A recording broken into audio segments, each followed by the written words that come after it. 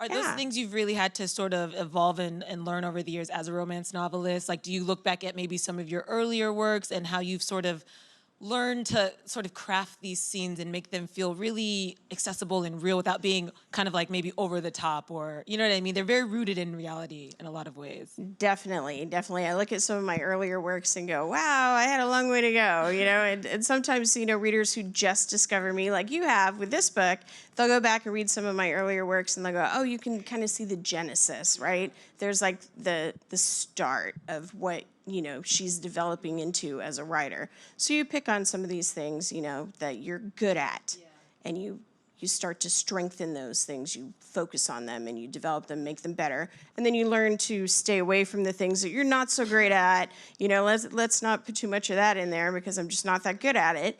And then you listen to your readers, what it is that they are connecting to in your books, what is important to them, what they took away from your story, and then you try to deliver more of that.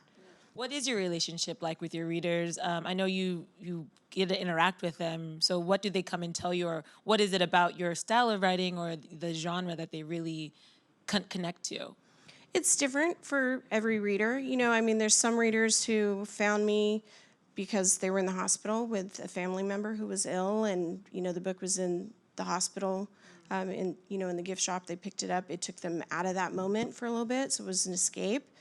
For other characters, for other readers, the character has a story that is important to them. I've heard from bereaved parents already who connected to Garrett's story, and they took inspiration from the fact they never thought of themselves as being a romance character. Like, wow, you could tell a positive story about somebody who's been through something like I have, which gives them hope that they can turn a corner and do something similar, with their lives. Maybe it's not a romance, maybe it's the message is not, I'm gonna, turn around tomorrow and there's gonna be a hot guy that moves in next door necessarily, but it's like, I can look forward to a brighter future, I can find a happier next day, a happier tomorrow.